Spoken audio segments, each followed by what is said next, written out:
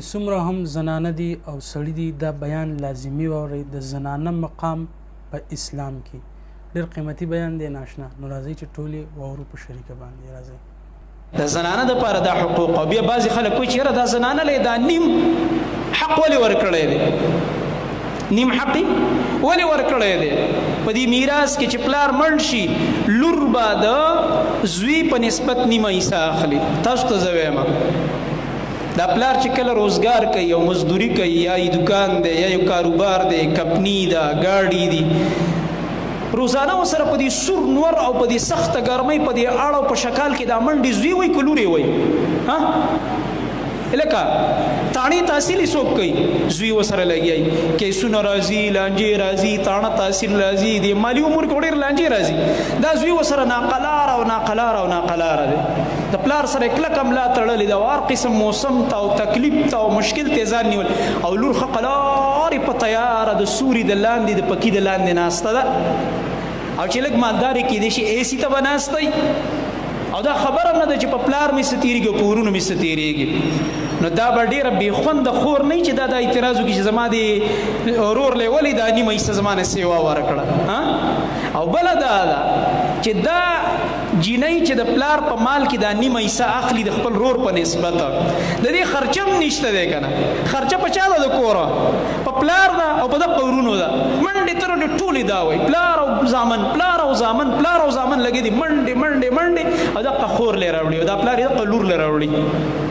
نو اوس یې وله ډېره مقرر کړي که لږې وله مقرر کړي دا نیمه هم ډېر شی دی دا نیمه هم څه ده ډېره زیاته ده او چې بیا لا واده شي هلته وله خاوند هم خرچه ورکوي پلار سره یې بېله حصه ده خاوند سره یې بله حصه ده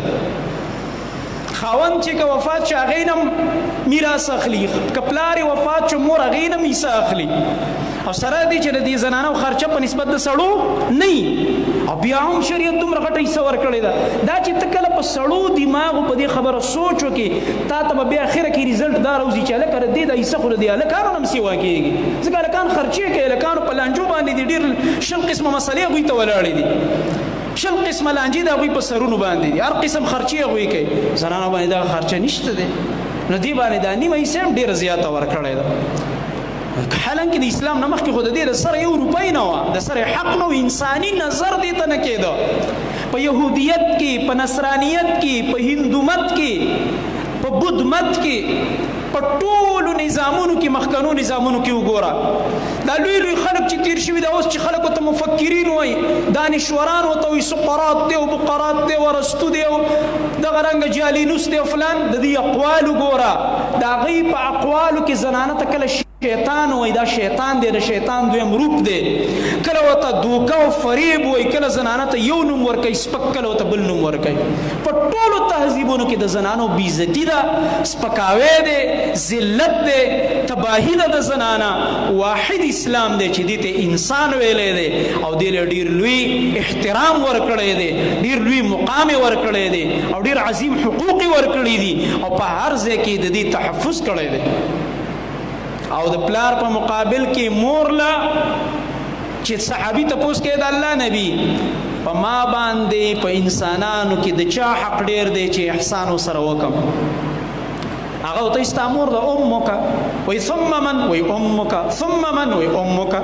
درې ځله یې مور یاده کړه وایي جي بیا وایي ثم ابوک بیا د پلار د دې لایق دی چې څه ورسره وکړه احسانونه ورسره کوه ځکه په انسانانو کې ټولو نه زیاته نږدې رشته مونږ ته د چا ده د مور پلار او ټولو نه زیات احسانونه مونږ باندې د چا دي په انسانانو کې پس د الله او د رسول نه مور پلار دي مور پلار ډېر لوی احسان چې دا بنده نشي پوره کولی نو ګوره درې ځله یې مور یاده کړه دلته یې زنانه له یې حق ډېر ورکړو که سړي له یعنې که په 100% باندې واخلو نو 75% حق یې چاله ورکو مور له او 25% یې چاله ورکو پلار ځکه درې ځل د الله نبي صلی الله علیه وسلم مور یادوي څلورم ځل باندې پلار یادوي دومره انتهایي احترام دومره لوی عزت او دومره لوی مقام دا زمونږ شریعت زنانه له ورکړی دی دا دومره لوی مقام